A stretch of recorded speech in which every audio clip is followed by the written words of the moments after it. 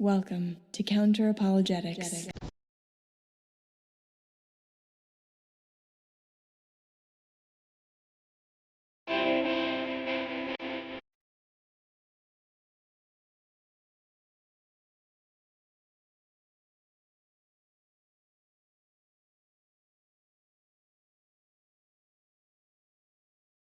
Welcome to Counter-Apologetics. I'm your host, Emerson Green, and today we'll be discussing skeptical theism. You're probably already familiar with skeptical theism, even if you don't know it by that name. God works in mysterious ways. Everything happens for a reason. We are to God as an ant is to a human. What hope do we have of understanding why he does what he does, permits what he permits? God is God, and I am not. This is one of those rare cases where philosophy of religion meets with Christianity as it's actually known out in the wild. Skeptical theists, in response to the seemingly gratuitous evil we witness in our world, point out that we're not in the same epistemic position as God. Since we're not omniscient, we can't claim to know all the intricate connections between the events of our world. Something may seem like a tragedy, but it may have led to some greater good of which we're simply unaware. That's how skeptical theism works as a response to an argument from evil. We can all agree that there appears to be gratuitous evil in the world, but just because it appears that way doesn't mean that's how it is in reality. How do you know this apparently tragic event didn't happen for a reason? That there isn't a higher moral purpose to the terrible suffering we witness? So here's an argument for you. 1. If God exists, gratuitous suffering wouldn't exist. 2. Gratuitous suffering exists. Conclusion: God does not exist. Skeptical theists question the second premise. That's what they're skeptical of: the actual existence of gratuitous suffering. Okay, so what do we mean by gratuitous suffering? Since God is good, he wouldn't allow terrible things to occur for no reason. That's what gratuitous suffering is. Suffering that God would have no morally sufficient reason to permit or to create. According to William Rowe, an instance of suffering is gratuitous if an omnipotent, omniscient being could have prevented it without losing some greater good or permitting some evil that was equally bad or worse. In other words, if the suffering was pointless. But I can think of plenty of examples of pointless suffering, suffering which led to no greater good.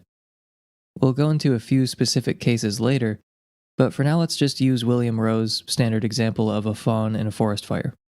Quote, "Suppose in some distant forest, lightning strikes a dead tree, resulting in a forest fire. In the fire, the fawn is trapped, horribly burned, and lies in terrible agony for several days before death relieves its suffering. It seems quite evident that no greater good would have been lost had the fawn's suffering been prevented." End quote. So here we've got a non-moral agent, a fawn, being horribly burned by a forest fire started by lightning, natural evil, and suffering for days alone before finally dying. That suffering did not lead to a greater good. Pointless suffering is a problem for theism because if God is good, he wouldn't allow terrible evil to occur unless he had a reason.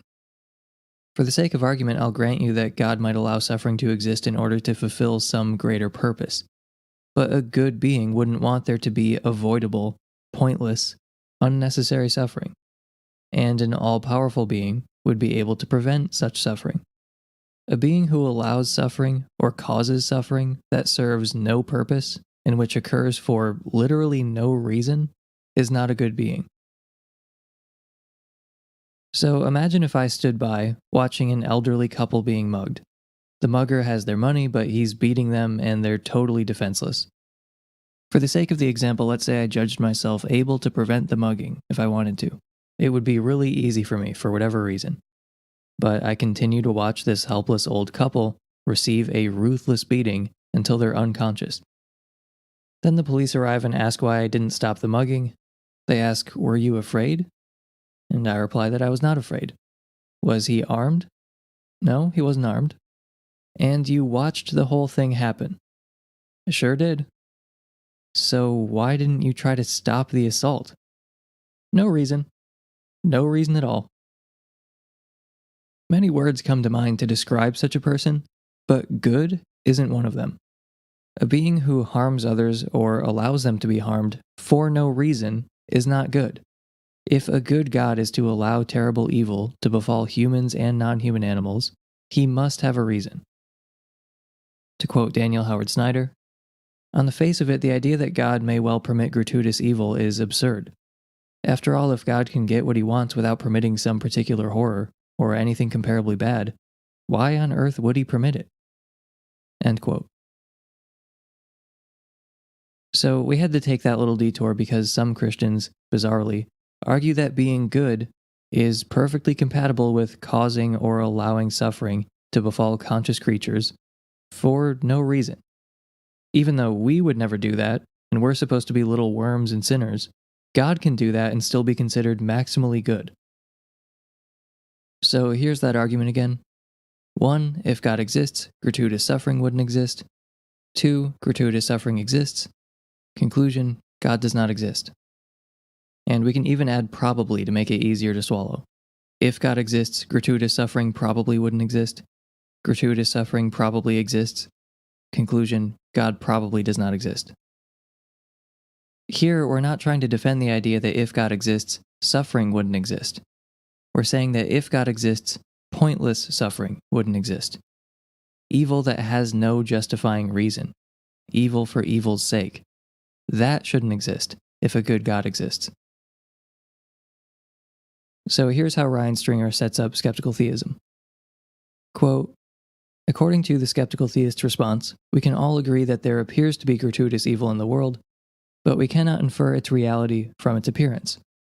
Such an inference assumes that if there are morally sufficient reasons for God to permit or create the world's apparently gratuitous evil, then we will probably discern them. But this discernibility assumption is questionable in virtue of our epistemic limitations.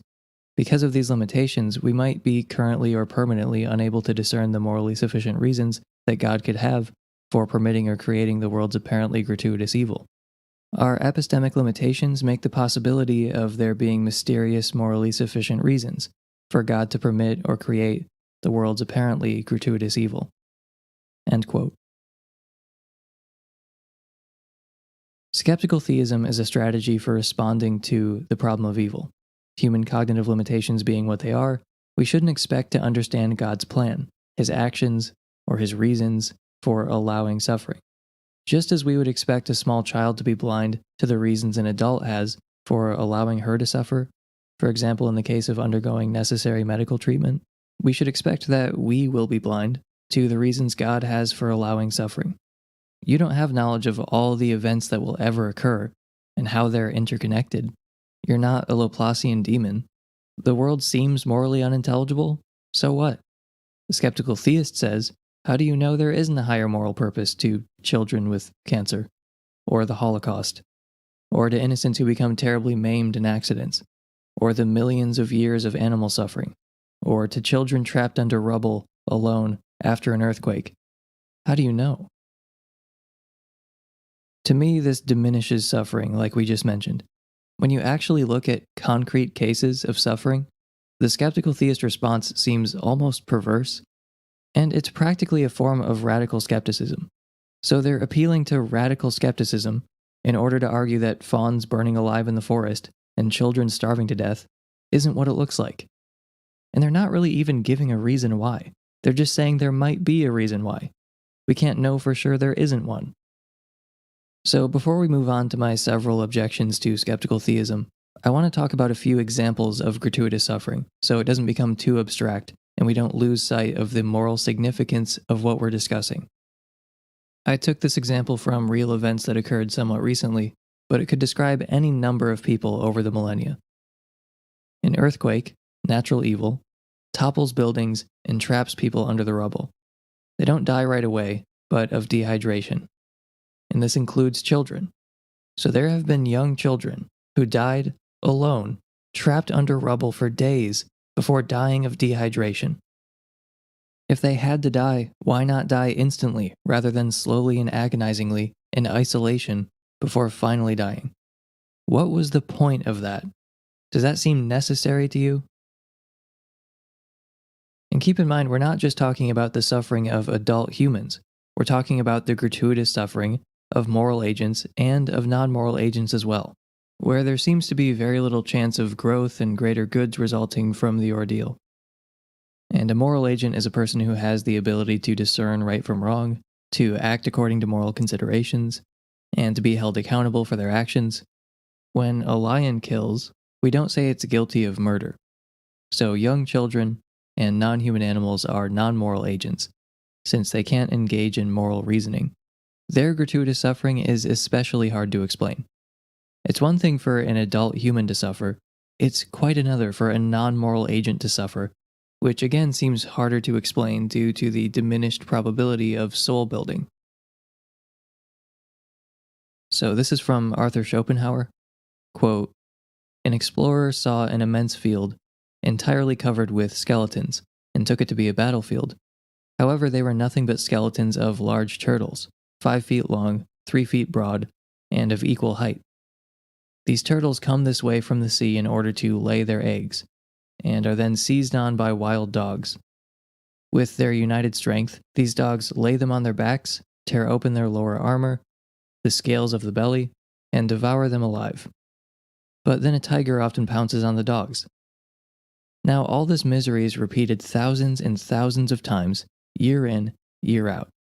For this, then, are these turtles born. For what offense must they suffer this agony? What is the point of this whole scene of horror?" End quote. Here's one more example before we move on. In 1993, the photographer Kevin Carter took a famous photograph of a starving child during a famine with a vulture eagerly waiting behind him. Quote, "Carter headed out into the open bush. There he heard whimpering and came across an emaciated toddler who had collapsed on the way to a feeding center. As he took the child's picture, a vulture landed nearby. Carter scared the creature away and watched as the child continued towards the center. He then lit a cigarette, talked to God, and wept. In July 1994, he took his own life, writing, 'I am haunted by the vivid memories of killings and corpses and anger and pain.'" End quote.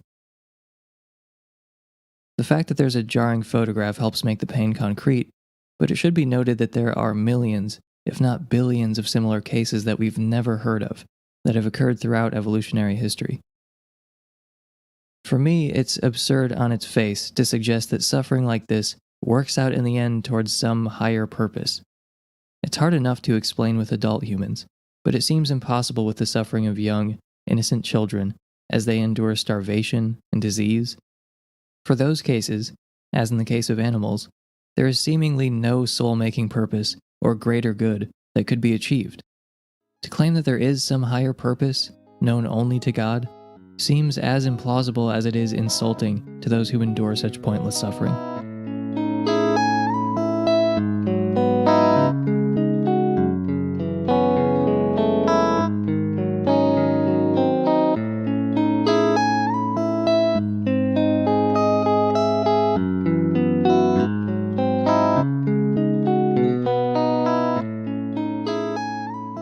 Paul Draper has argued that while it's possible that God has unknown reasons for permitting evil, it's also possible, and antecedently just as likely, that God would have unknown reasons for preventing evil. So when a skeptical theist claims that God has secret, morally sufficient reasons for allowing the brutal rape and murder of a child, or a fawn burning alive in a forest fire, or starvation due to famine, the problem is that it's equally likely that God would have unknown reasons for preventing those evils. To quote Jeff Lauder, "The possibilities of unknown reasons for allowing evil and unknown reasons for preventing evil cancel out. We're right back where we started, namely working with what we do know." End quote. And here's another angle on this point. In his debate with William Lane Craig, Draper said, quote, "While there might be reasons we can't understand why it's a good thing to allow this to happen, there might also be reasons we can't understand why it's a bad thing to let it happen. So while there may be greater goods of which we're ignorant, this point cuts both ways. It's equally likely that more evil results from these tragedies than we know about. Maybe there are greater goods, but it's equally plausible that there are greater evils of which we're ignorant. They are equally strong points. So the appeal to unknown greater goods doesn't allow the theist to escape, any more than an appeal to unknown greater evils helps my argument. Again, these cancel out and leave us right where we began, trying to make sense of the evidence we actually have. So honestly, in my opinion, Draper's point is enough to put skeptical theism to bed. But as you may have gathered, we have not exhausted the reasons skeptical theism annoys me. One of my issues with skeptical theism is that it's compatible with any possible set of observations. No matter what was going on, you could make the same point. It's basically a form of radical skepticism, like the idea that you're a brain in a vat or in the Matrix. And of course, I think it's true that there's often a distinction between appearance and reality. But this is not a blank check to believe anything you please. If some suffering in our world appears gratuitous, it's safe to say that it is gratuitous in reality, until shown otherwise. So this brings me to another objection to skeptical theism. I'm somewhat sympathetic to an idea called phenomenal conservatism, and as it turns out, so are many theists. According to Martin Smith, phenomenal conservatism is a prominent view in epistemology that says, if it seems to one that X is true, then in the absence of defeaters, one has justification for believing that X is true. End quote. The world seems a certain way to you. Until you've been given good reason to think otherwise, you're justified in thinking the world is how it seems. If suffering seems gratuitous, we're justified in thinking that it is gratuitous until we've been given reason to think otherwise. Not just suggested that there might be reasons to think otherwise. Of course there might be reasons we could be wrong. That could be said about any hypothesis that's ever been offered. Everyone agrees that there seems to be gratuitous suffering. So until you've offered a defeater for that seeming, then we're rationally justified in affirming that the world is how it seems in this regard. And since the existence of gratuitous suffering is far more likely on naturalism than it is on theism, the fact that we observe gratuitous suffering is strong evidence against theism.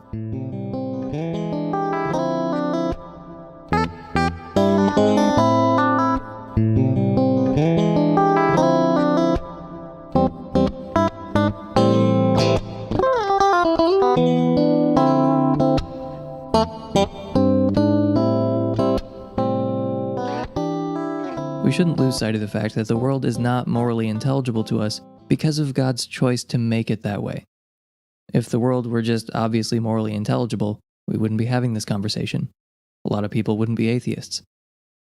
So from the theist perspective, we're imagining a problem that doesn't exist, and many have lost their faith as a result, which, according to many Christians, gets you sent to hell for an eternity.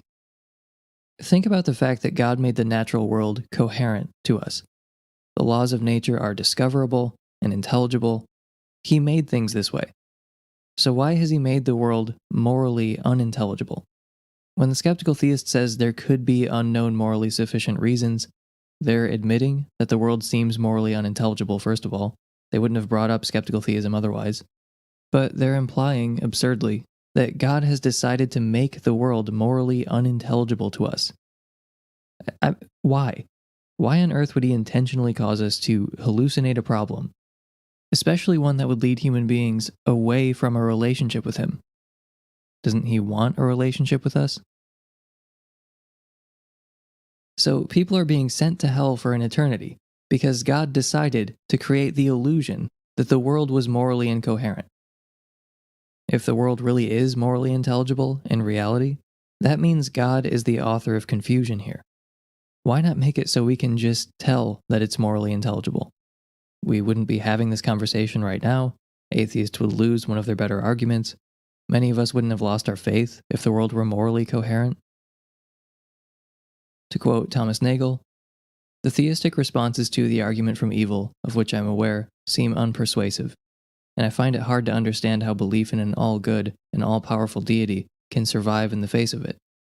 Even if a theist supposes that the problem has a solution that we humans are unable to grasp, that would mean that God, who created us with the capacity to discover the laws of nature and to find the world scientifically intelligible, has made us incapable of finding the world morally intelligible. These are powerful reasons to doubt, and they have certainly destroyed the faith of some believers. End quote. Sometimes you'll hear believers say something to the effect of, "We are to God as an ant is to a human. We can't possibly understand his reasons." Well, whose fault is that? God chose to make us this way. That we can't understand why bad things happen to good people, why the wicked prosper, why so much suffering on earth seems to be without a purpose, itself causes even more suffering. And again, God is the author of this confusion. And as a result, many have lost their faith, and consequently are now burning in hell. Manufacturing a problem where there isn't one is baffling enough, but in this context where the stakes are so high, it's worse than confusing. It's monstrous.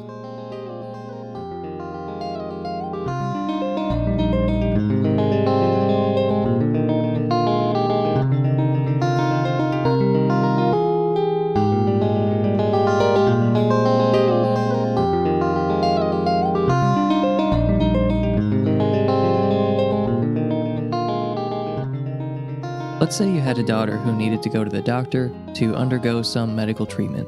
The treatment wasn't going to be pleasant, but there's a good reason for it. This is essentially what many theists believe about apparent tragedies. There is some greater moral purpose, some justifying reason why God is allowing it to happen. We may not know what it is, but rest assured there's a reason. But a good father would be there for his daughter in the medical scenario. He would try to explain that there is a purpose. He would make her understand if he could. Regardless, he would try to be a comforting presence.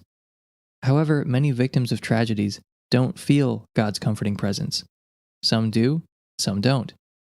This fact of divine silence during tragedies is much more likely on naturalism than theism. Many theists give the same analogy I just gave to defend skeptical theism. We're all like the child undergoing medical treatment. We're experiencing pain, but it's for a good reason that we just can't appreciate at the moment. Our loving Father, however, does understand the reason. I'm embracing their analogy.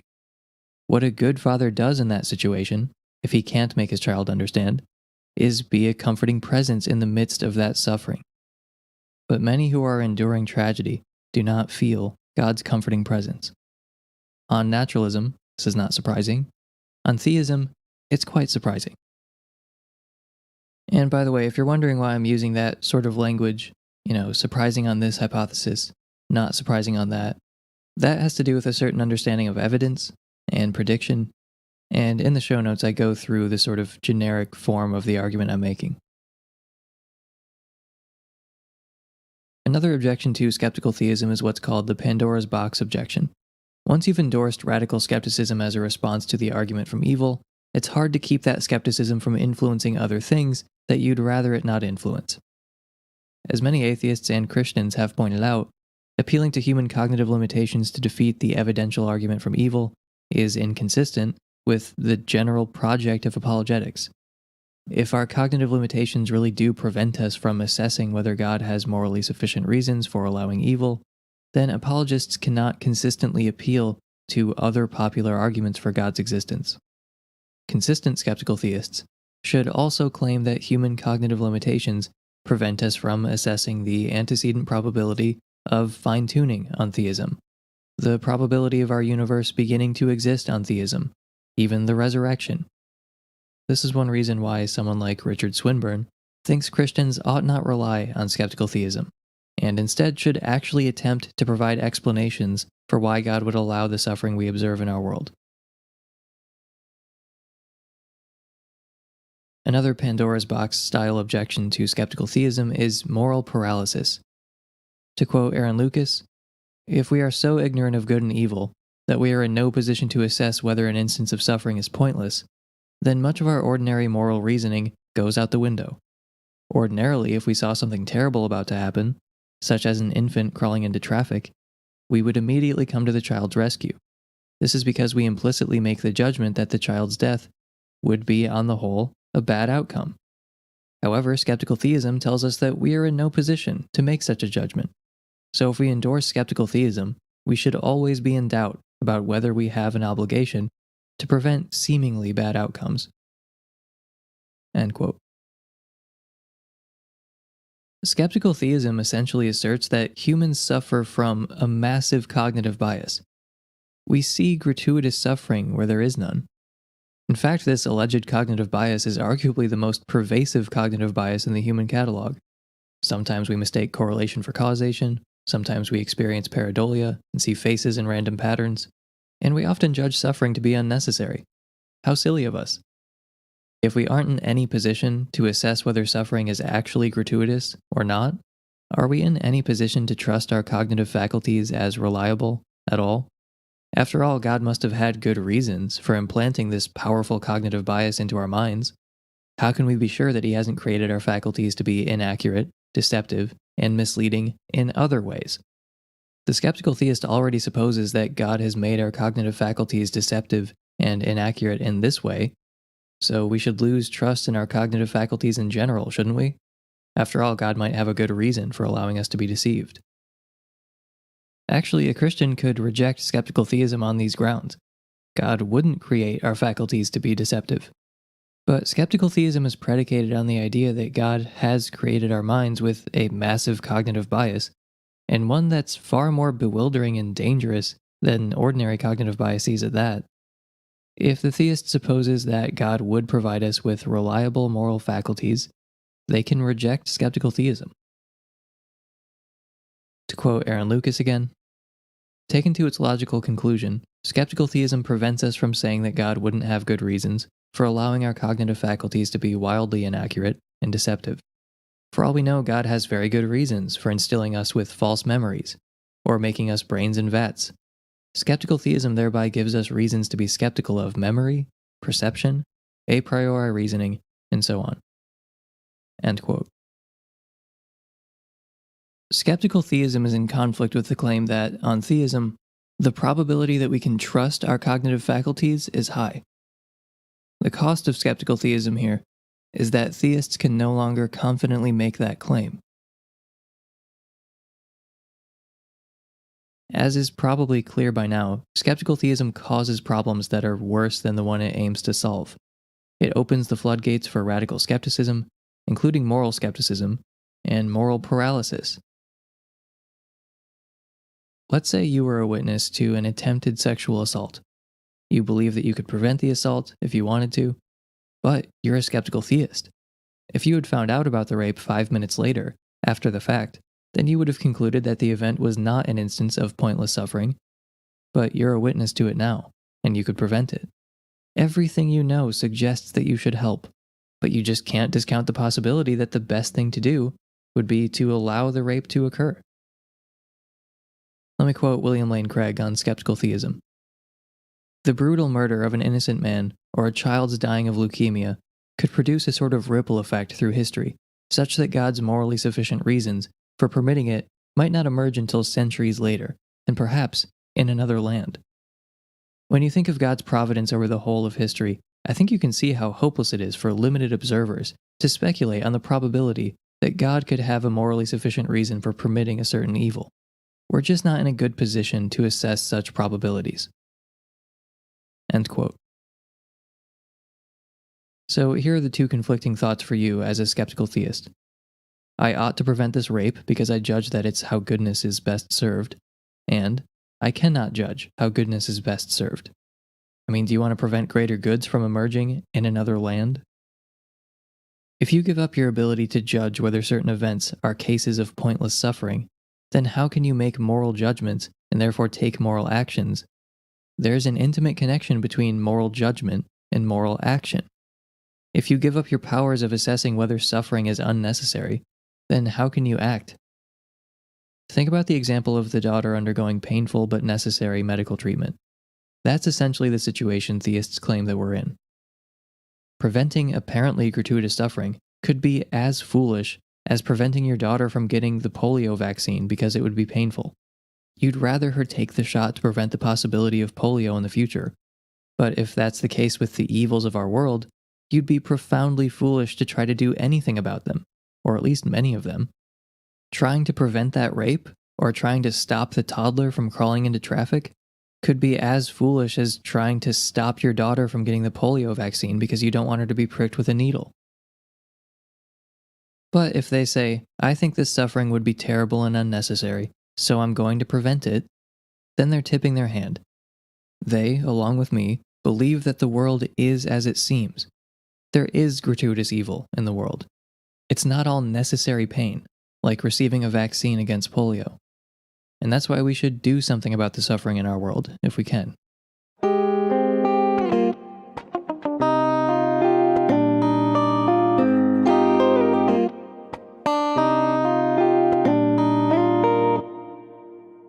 There are genuine tragedies in our world, gratuitous evils, times when the good to come out of a terrible situation is negligible or non-existent.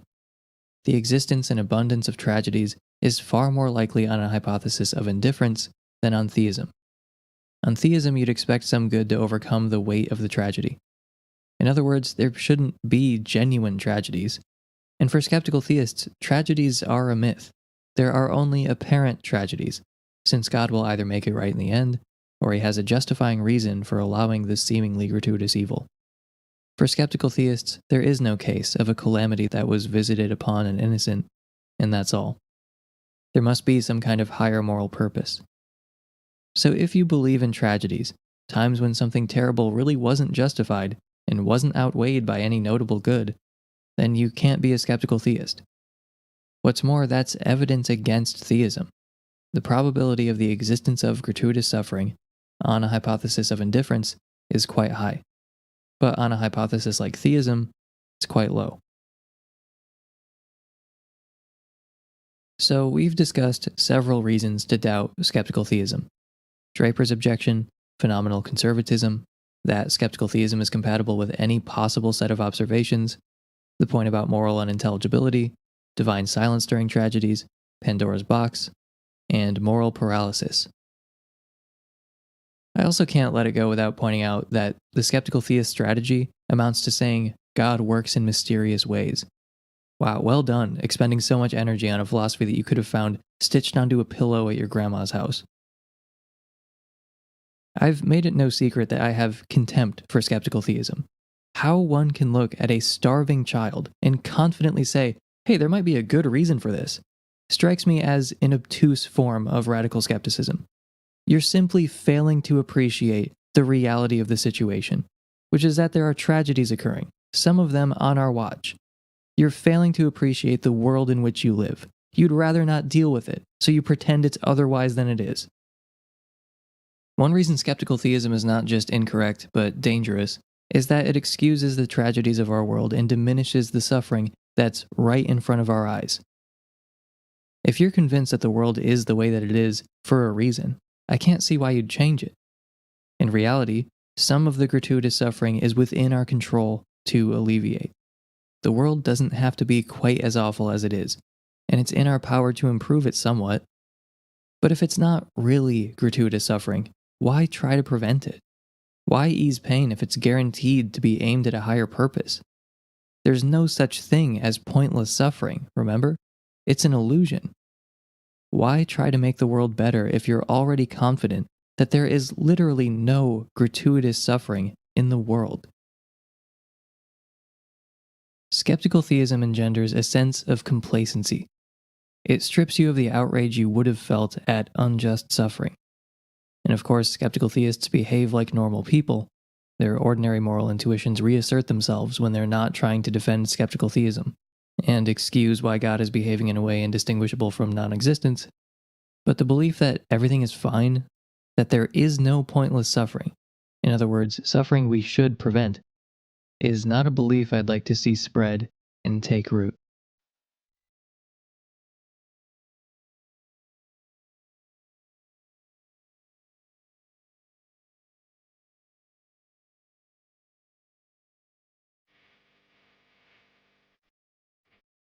Okay, that's all I have for you today. I have new patrons to thank, Eric Carlson and Andrew Fletter-Johann. Thank you, Eric, and thank you, Andrew. And I have a new Hall of Famer to welcome, Grim Frenzy. So thanks to my Hall of Fame patrons, Phil Stillwell, Richard Crossan, a hoopy fruit who knows where his towel is, Pre-Nifty, Rory B. Murkowski, and Grim Frenzy. And you can support this show on a per-episode basis at patreon.com/counter, where you can get early access to every episode and access to bonus episodes. If you don't have the money to support on Patreon, but you still want to send people to hell and pretend like it's their fault, you can follow our social media on Twitter and Facebook, subscribe on YouTube, leave a 5-star review, or tell your friends about the podcast. You can also subscribe to and leave a review of our sister show, Walden Pod. Our theme music was written and performed by the band Whalers. The song is called Magic Tricks and was used with permission. Thank you for joining me today. I've been Emerson Green, and I'll talk to you next time.